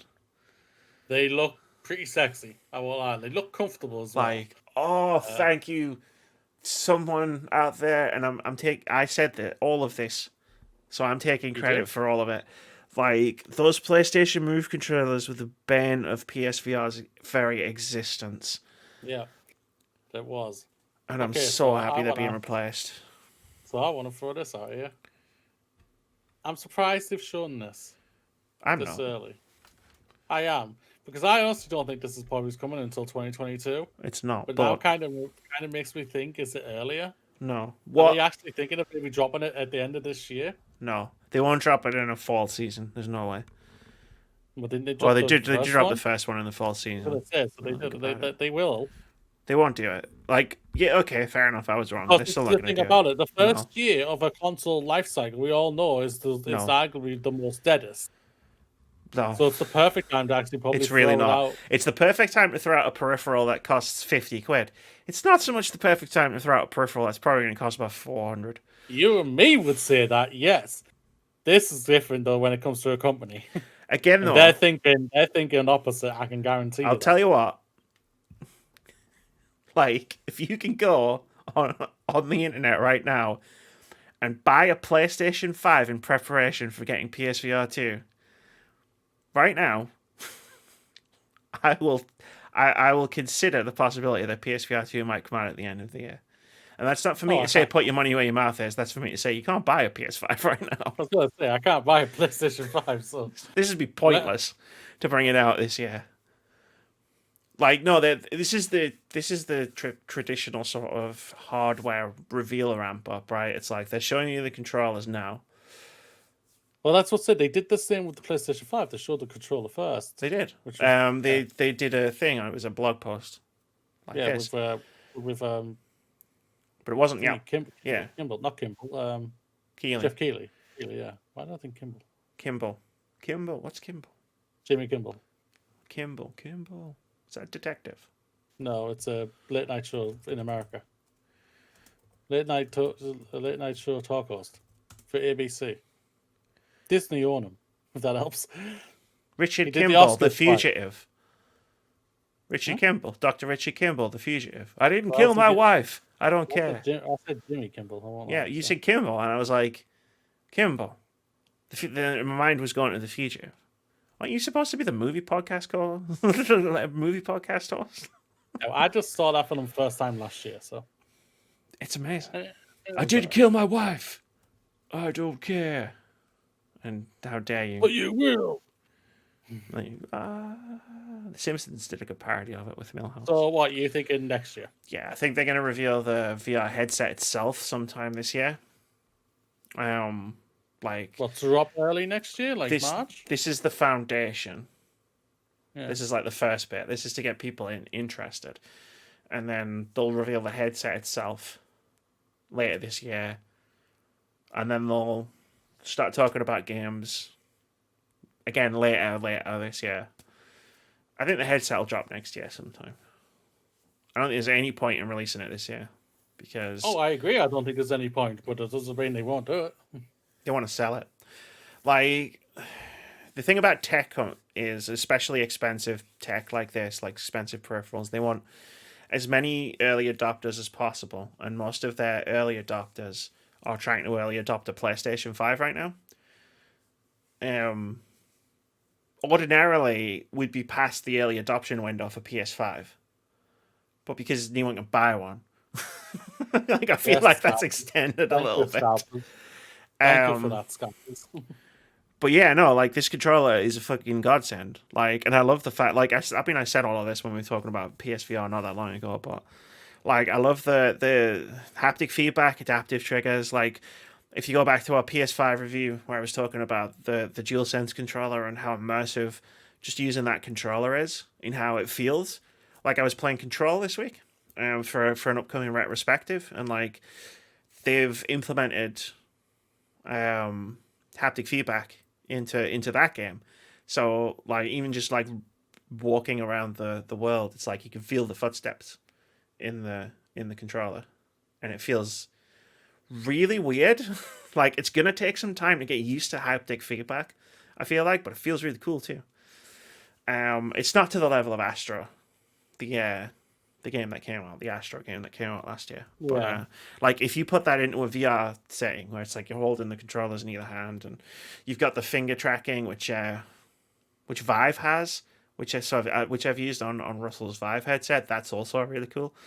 And they're not using the camera to track the controllers. The controllers are going to be tracked from the headset.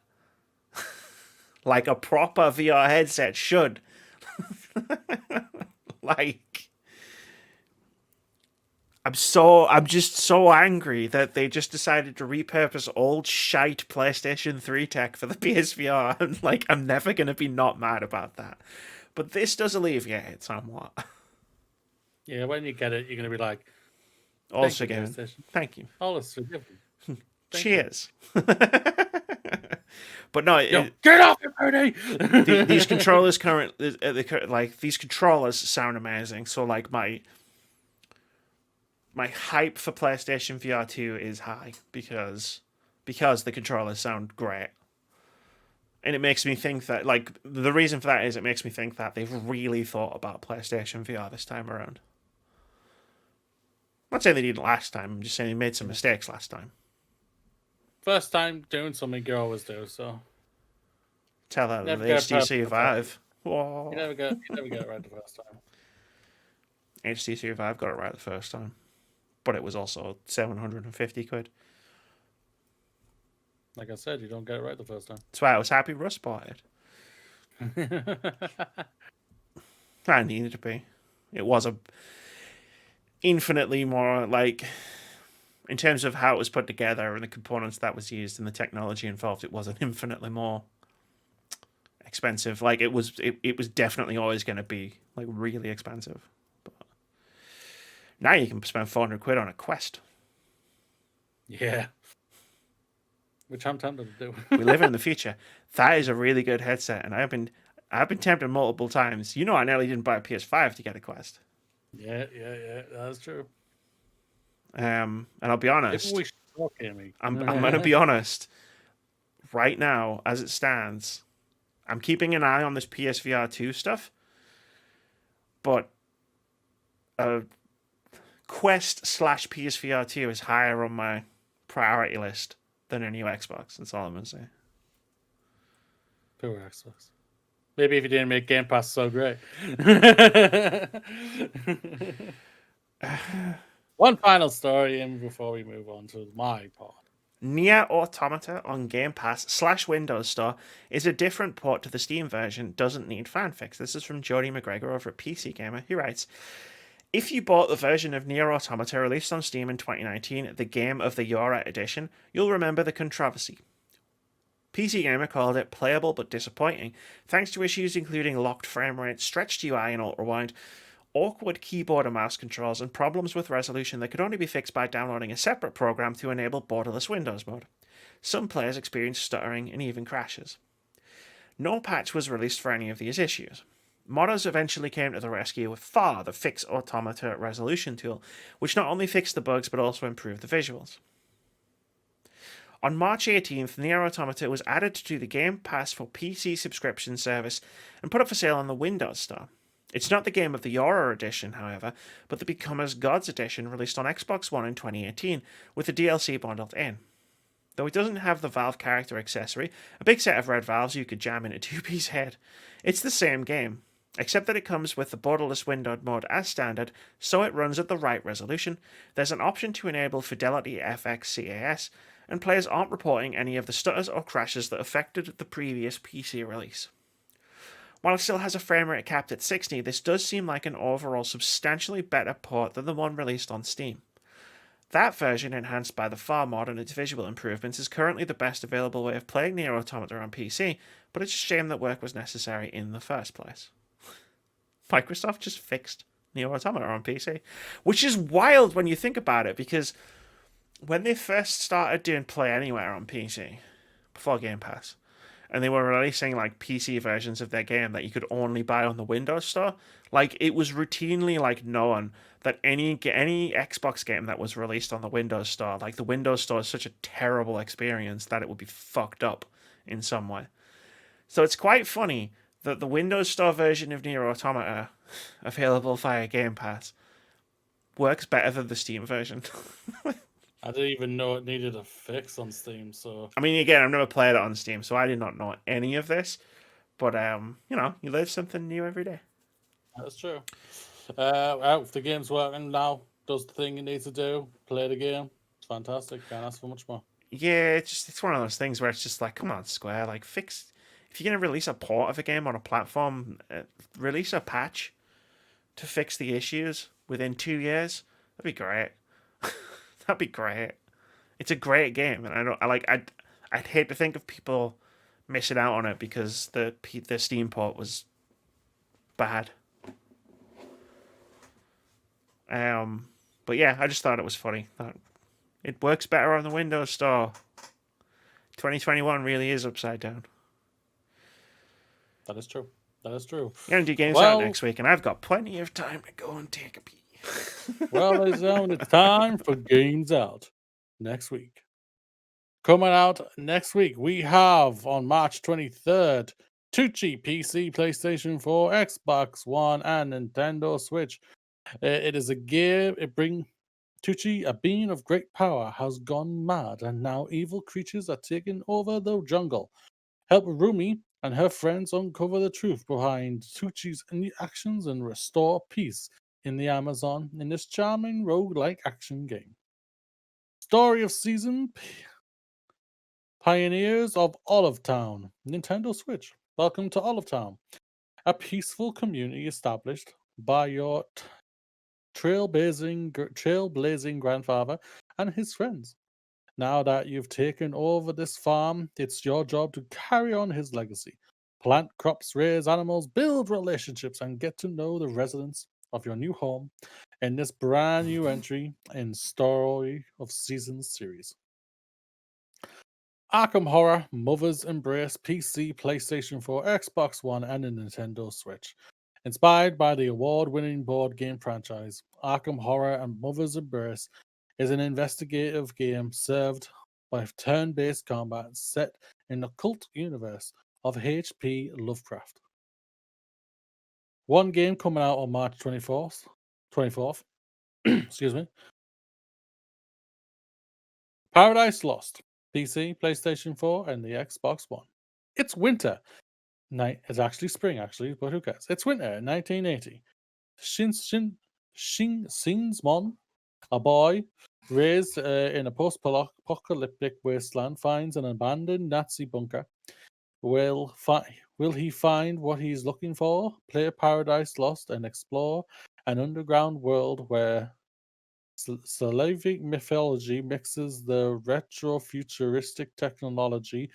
Discover the last story on Earth. Well, if you're going into a Nazi bunker, you're probably not going to find what you want. It's probably a Nazi bunker somewhere around here. Probably.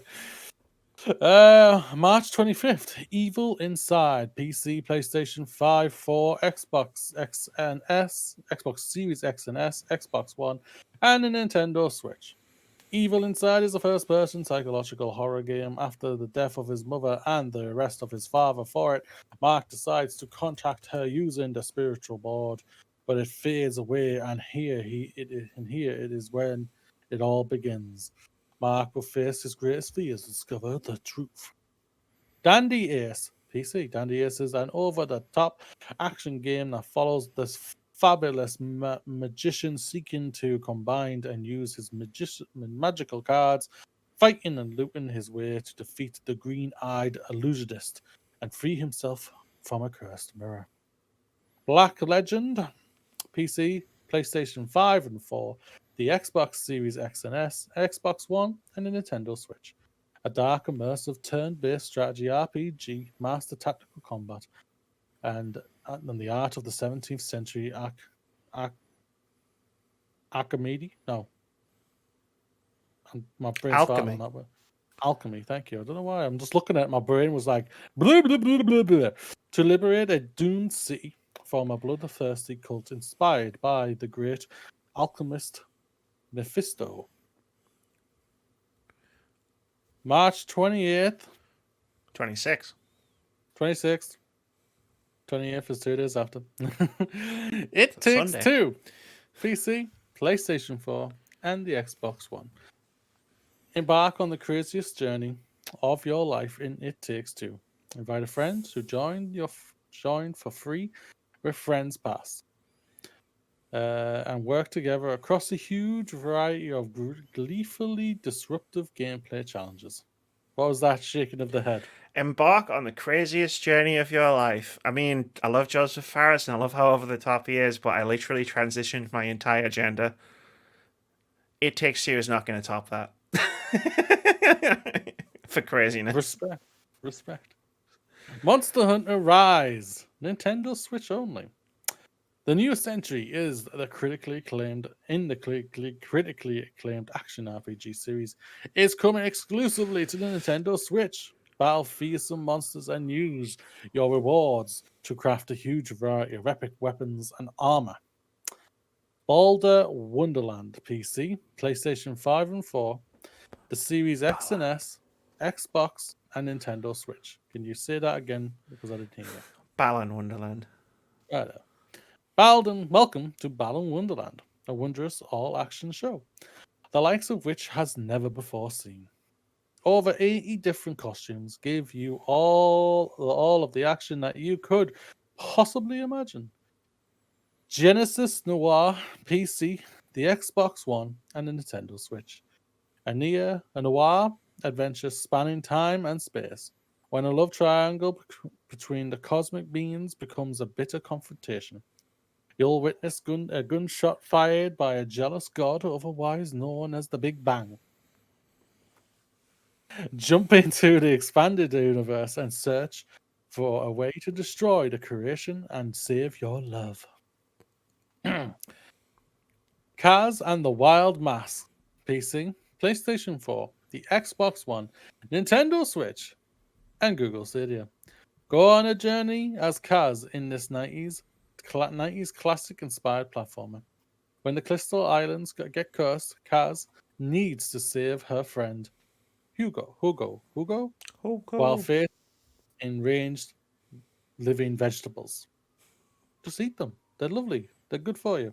Find the wild masks to unleash the powers of the legendary guardians and master land, sky, and the sea. Sounds like Avatar, won't lie. Yeah. So there's a you bastard. So there's a couple of games coming out this week. I'm looking at my Twitter poll, which you can vote in if you go to twitter.com/Jerobalod. It's in the description below the video. Looks like I'm playing Paradise Lost for sure next week.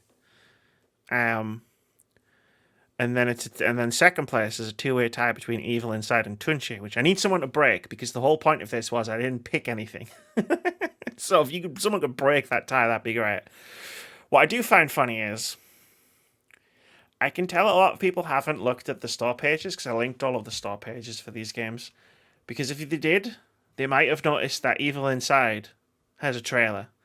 And they might have noticed that their trailer is incredibly reminiscent of PT, one of the scariest games in the history of creation. And what I've noticed about people is they tend to want me to suffer for these videos. So I feel like if people had been paying more attention, Evil Inside would definitely be winning. That's all I'm saying. I picked the one that looked the best. I know, but you don't want me to suffer. You just do that to me every Saturday night. But then that's it. You get it all out of your system in one night. That's true. Like Keith, and I've called him out for this in the Bloodborne video that he hasn't watched. Keith thinks I'm a masochist, and I keep having to try and tell him I'm not, at all a masochist. What's my Bloodborne video? I tell you, I'm not. Yeah. Guess what? I play games for enjoyment. I happen to enjoy games that challenge me or scare the shit out of me. Blah. Anyway, yeah, I can't play all of these. No one could play all of these, so I'm gonna have to start cherry picking these. Why are they all coming out at the come on, guys? Why are they all coming out at the same time? I want to come back to some though. Genesis was in that poll and currently losing, but it sounds so weird that I know I'm going to come back to it at some point. And it's in Game Pass, so I'll just come back to it at some point later this year. Let's do OpenCritic head-to-head and then get the fuck out of here. This is the game we play every single week at the end of every single podcast, where we try to guess the OpenCritic average of one upcoming game. I've already checked it to see if it's updated. Last week we tried to guess... No, wait, hold on. This is a game. Try to guess. Yeah. Whoever guesses closest to the OpenCritic score gets 1 point. If you manage to guess the OpenCritic score correctly, you get 2 points. Last week, we tried to guess the OpenCritic average of Dawn. A weird, cool-looking horror game that had all this pencil art and stuff. It looked really cool, and then I bought an entirely different game, but I'm going to play that for the weekly review this week. Go figure. I guessed it would get a 78. Moody guessed it would get a 75. At the time of recording, Dawn has an OpenCritic average of 70, which puts the scores at Amy 4, Moody 5 with 1 draw. This week, we had a couple of things to choose from. You did, yeah. Now, this week, I've put down Monster Hunter Rise because it's the big game. It's the big game. But what I wanted to ask you, and I wanted to ask you in the podcast, I know I could have messaged you this at any particular point, but I wanted to ask you specifically in the podcast while we're recording. How would you like to do a double header for this week only and try and guess the OpenCritic average of 2 upcoming games? I'm guessing you want to add It Takes Two. And you get to pick the second one. Well, so you want to add 2 games, but you're giving me the permission to pick the game. Yes. That's interesting.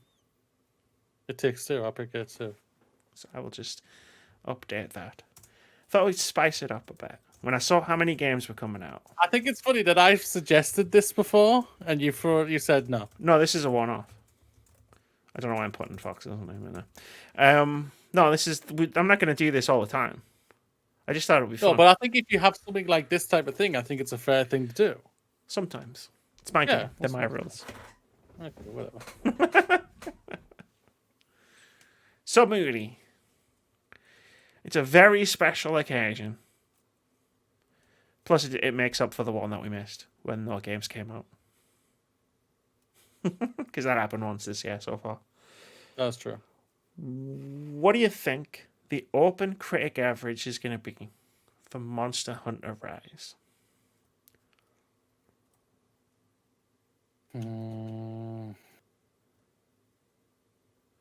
Not fully sure yet. For Monster Hunter Rise, Uh-huh. I think this is going to be the first truly big game this year. I mean, I think this is going to be... Several games I've played beg to differ, but...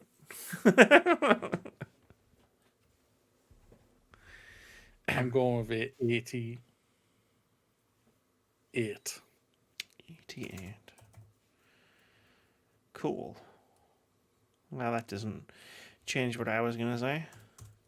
86. And Moody.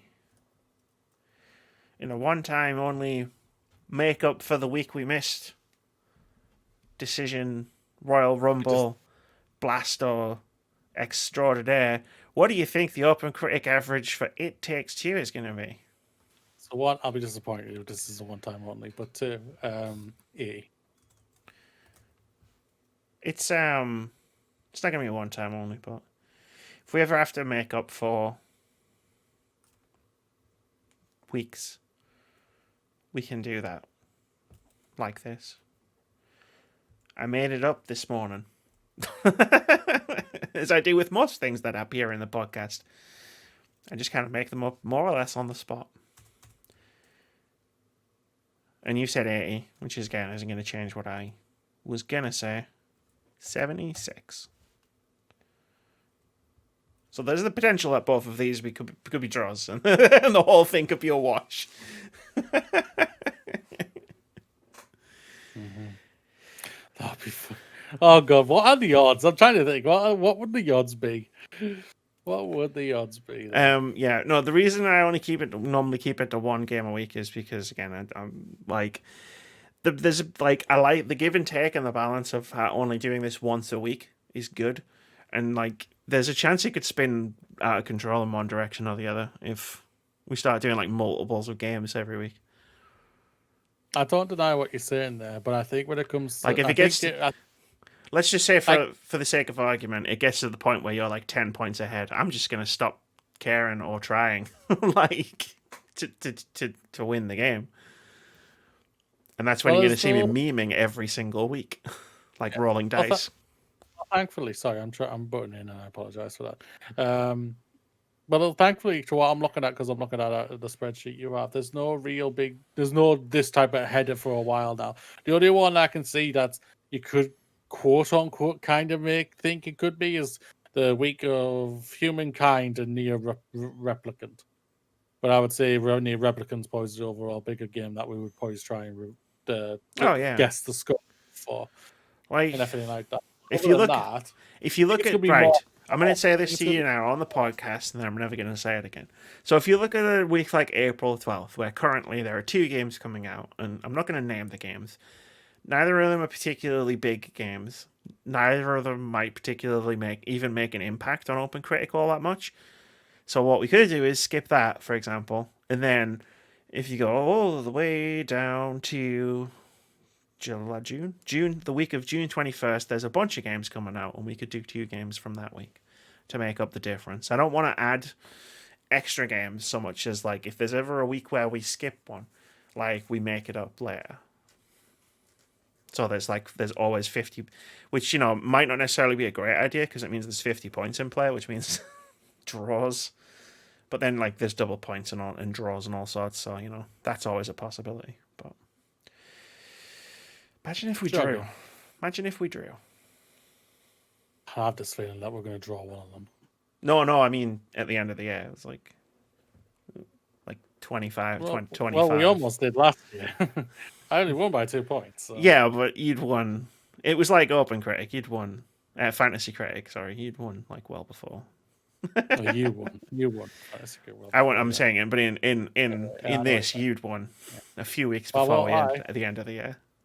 Well, I'm hoping my scores are right, or I'm even hoping that it takes two is higher in the 80s, and then Monster Rise maybe even higher in the 80s, if not going in the 90s. There'll be some nice juicy points for me for Fantasy Critic. Oh, don't worry, I'm gonna get them all back,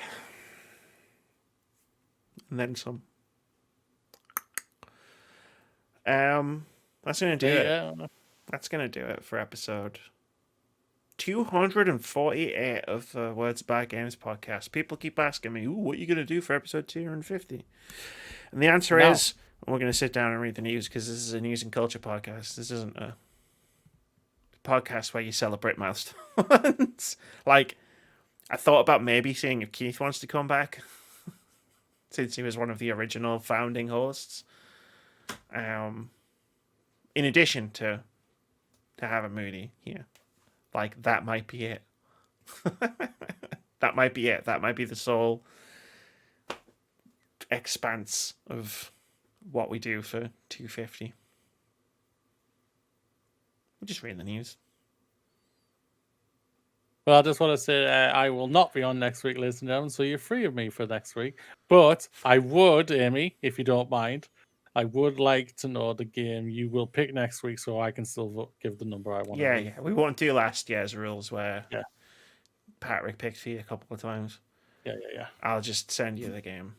Just let me know. In fact, I'll tell you it now. It will be Outriders. If the review embargo hasn't dropped, which it shouldn't have done, it'll be Outriders. So there you go. You don't have to tell me your score prediction now. That's going to do it. Let's get out of here. This is another long one. Say bye, Moody. Hi, everybody.